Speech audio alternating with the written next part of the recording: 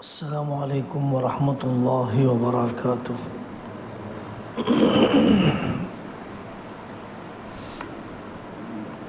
الحمد للہ رب العالمین، اللہم صلی علی محمد وعلی آل محمد وبارک وسلم، اما بعد۔ قال رسول اللہ صلی اللہ علیہ وسلم: لَتُسَوُّنَّ صُفُوفَكُمْ أَوْ لَيُخَالِفَنَّ اللَّهُ بَيْنَ وُجُوهِكُمْ أَوْ كَمَا قَالَ رسول اللہ صلی اللہ علیہ وسلم۔ میرے عزیزوں اور دینی بھائیوں، یہ چھوٹی سی حدیث پڑھی گئی جس میں حضرت رسول اللہ صلی اللہ علیہ وسلم نے ارشاد فرمایا کہ تم اپنی صفوں کو ضرور پوری اہمیت کے ساتھ سیدھا کرو، ورنہ اللہ تمہارے دلوں میں دوریاں پیدا کر دے گا، پھٹن ڈال دے گا، الٹ دے گا۔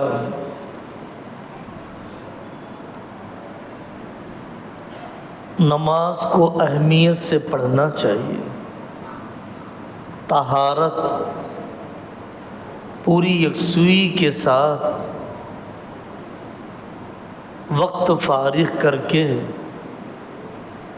قطرے مکمل نکل جائیں، نجاست اچھی طرح دھل جائے، اس طور پر استنجا کرنا چاہیے۔ وضو سنتوں کے ساتھ ساری دعاؤں کا اہتمام کرتے ہوئے کیا جائے۔ اذان سے پہلے نماز کی تیاری ہو، دل اٹکا ہوا ہو، مسجد میں کب جاؤں، کب بلاوا آ جائے، اور پھر نماز سے پہلے کی سنت قبلیہ، جب آدمی سنت اہتمام سے پڑھتا ہے تو فرض نماز میں کمال پیدا ہو جاتا ہے۔ فرض نماز میں پھر وسوسے نہیں آتے، قبولیت والی نماز کا رنگ مل جاتا ہے جب آدمی پوری تیاری کے ساتھ آتا ہے۔ خُذُوا زِینَتَکُمْ عِندَ کُلِّ مسجد، دوست سے ملنے کے لیے جیسے تیاری کرتے ہو، شادی میں جانے کے لیے نہیں، دعوت میں جانے کے لیے نہیں، اپنے دوست کے پاس جانے کے لیے، گھر سے باہر جانے کے لیے جتنی تیاری کرتے ہو، کم از کم اتنی تیاری تو اللہ کے لیے کرو۔ کتنی شرم کی بات ہے، کیا میرے اللہ کا مقام اتنا بھی نہیں ایک دوست کا ہے؟ کون سا لباس پہن کر آتے ہیں ہم نماز کو؟ جتنی تیاری کمپنی جانے کے لیے، آفس جانے کے لیے، جاب پر جانے کے لیے، جیسی ڈریسنگ کرتے ہو، جیسے خوشبو کا استعمال کرتے ہو، رزاق کے دربار میں جانے کے لیے، کیا ان کو جو لباس پسندیدہ ہے، ان کو جو چہرہ پسند ہے، ویسا بنانے کی کوشش کرتے ہیں ہم؟ کیسے قبول ہوگی یہ نماز؟ فرض کا قرض اتارنا ہے، فرض کا قرض اتارنا ہے، محبت والی نماز نہیں ہے، عشق والی نماز نہیں ہے۔ یہ جو حدیث پڑھی گئی اس میں ہے صفوں کو درست کرنے کی فضیلت، اہمیت حضرت آقا صلی اللہ علیہ وسلم اور خلفائے راشدین خود صفوں کو درست کرتے تھے، نیزے کے ذریعے سے سینوں پر لگاتے اور لگا کر کہتے کہ آپ آگے ہٹیے، آپ پیچھے ہٹیے۔ صفیں بنانے کے بعد پھر نماز کھڑی کی جاتی تھی۔ حدیث کا دوسرا ٹکڑا ہے اَوْ لَيُخَالِفَنَّ اللَّهُ بَيْنَ وُجُوهِكُمْ۔ اس حدیث کا مطلب ایک تو یہ ہے کہ صف ٹیڑھی میڑھی ہوگی، ایڑیاں برابر نہیں ہوں گی، ایک آدمی پیچھے ایک آدمی آگے ہوگا۔ ظاہر میں جب اختلاف ہے تو ظاہر کا اثر باطن پر بھی ہوتا ہے، اس لیے دلوں میں بھی ٹیڑھا پن پیدا ہوتے جائے گا، یکسانیت نہیں رہے گی، اجتماعیت نہیں رہے گی۔ ایک مطلب تو یہ ہے، اور دوسرا مطلب محدثین نے یہ فرمایا کہ جیسے دوسری حدیث میں کہا گیا امام سے پہلے رکوع میں جانے کے بعد اپنا سر نہ اٹھاؤ کہ تمہارا چہرہ گدھے کا چہرہ بنا دیا جائے۔ بڑی سخت روایت ہے۔ بعض محدثوں کے بارے میں ہے کہ چہرے پر نقاب ڈال کر رہتے تھے۔ کبھی راز بتایا انہوں نے کہ میں نے شک کیا، میرا چہرہ مسح کر دیا گیا۔ تو یہ وعید بھی ہو سکتی ہے کہ صفوں کو ٹیڑھا نہ کرو، واقعتاً تمہارے دلوں میں بھی ٹیڑھا پن آ جائے گا، تمہارے دلوں میں بھی جیسی محبتیں رہنی چاہیے، امت پن رہنا چاہیے، ویسا نہیں آئے گا۔ بعض بھائیوں سے حدیث کے سمجھنے میں غلطی ہوتی ہے، وہ پیر سے پیر ملانے کی فکر میں رہتے ہیں۔ حدیث میں کہا گیا کندھے کو کندھے سے، ٹخنے کو ٹخنے سے ملاؤ، تو کیسے ہو سکتا ہے کندھا بھی ملائے ٹخنا بھی ملائے؟ اور پیر سے پیر کو ملانے میں کتنا بھدا پن ہے، چیرنا، بہت کھل کر کھڑے رہنا، یہ تو عام عقل بھی نہیں مانتی۔ الجھن ہوتی ہے جب آدمی گھٹنے ٹخنے کو ٹخنا ملانے لگ جائے۔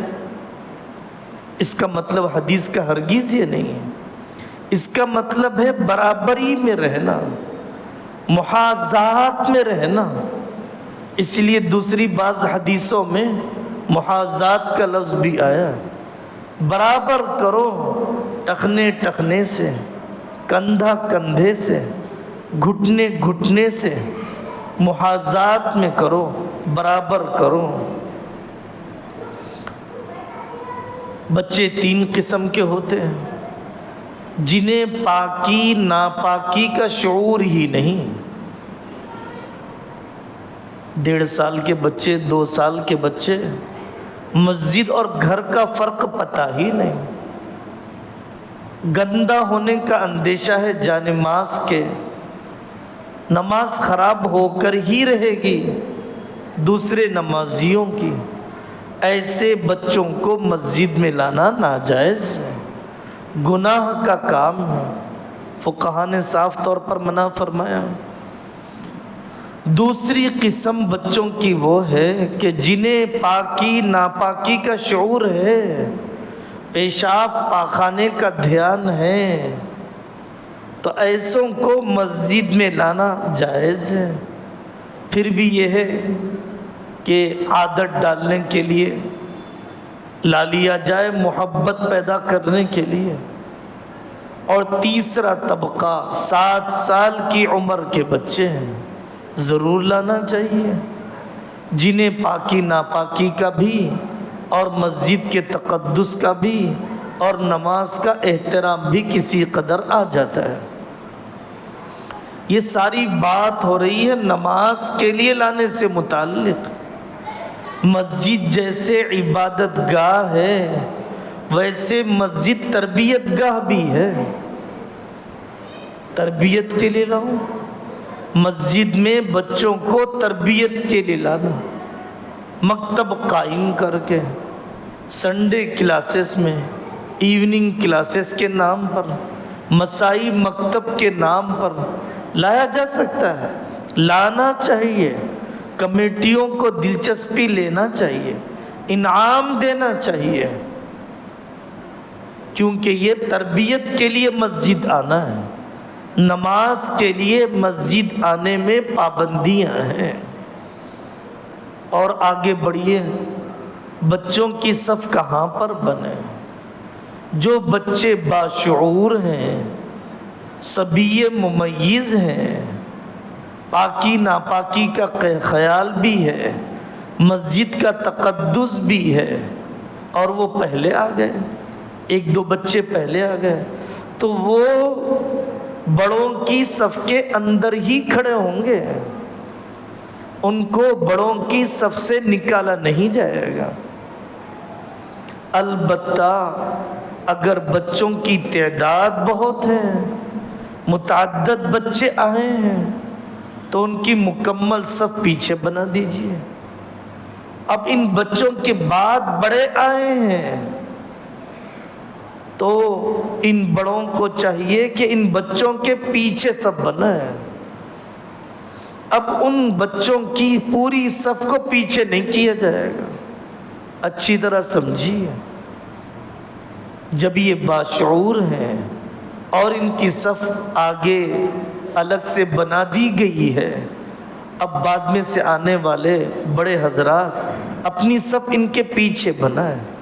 ہاں اگر شرارت کرتے ہیں، دوسروں کی نماز میں واقعتاً خلل آتا ہے تو الگ جگہ ان کی متعین کرنا چاہیے، ورنہ مسئلہ یہی ہے، اکا دکا بچے ہیں مردوں کی صف میں شامل رہیں گے، اور اگر متعدد بچے ہیں تو ان کی صف مستقل بڑوں کے پیچھے بنا دی جائے گی، پہلے بڑے پھر بچے، اور بڑے پہلے آ کر بڑوں کی صف میں شریک ہوں گے، پھر اس کے بعد اگر اور تعداد بڑھتی جائے تو بچوں کی صف کے پیچھے شریک ہوں گے۔ اس مسئلے کے نہ جاننے کی وجہ سے بہت بے اعتدالی ہوتی ہے۔ ایک طبقہ ہے کہ جو مسجد میں آتا ہے ان بچوں کو لے کر جن کے کپڑے بھی پورے برابر نہیں، ستر بھی کھلا ہوا ہے، ایسوں کو لے کر آنا کتنی بڑی بے ادبی ہے، کتنی گستاخی ہے۔ اللہ کے دربار میں آدمی آئے اور اس کی کمر کھلی ہوئی ہو، آدمی اللہ کے دربار میں آئے اور اس کے گھٹنے کھلے ہوئے ہوں۔ آپ نماز کے لیے آ رہے ہیں، آپ کی قدر ہے ہمارے دل میں، لیکن بھائی جب پڑھنا ہی ہے اور وقت دے ہی رہے ہو تو قبول کیوں نہیں کروا لیتے اللہ کے پاس؟ اللہ کے نیک بندے مستقل کپڑے رکھتے ہیں۔ حضرت الاستاذ مفتی سعید صاحب پالن پوری رحمت اللہ علیہ فرماتے ہیں کہ میرے استاد تھے مصر کے، وہ یو پی کی سردی گرمی میں مسجد میں نماز پڑھنے کے لیے جاتے ہیں تو خاص قسم کا جوڑا، شلوار پر کرتا، قمیص، جبہ، اس کے اوپر ایک عبا پہن کر مسجد آتے ہیں، اور پھر اس کے بعد نماز جب ہو جاتی اسے اتارتے۔ اتنی مشقت کی کیا ضرورت؟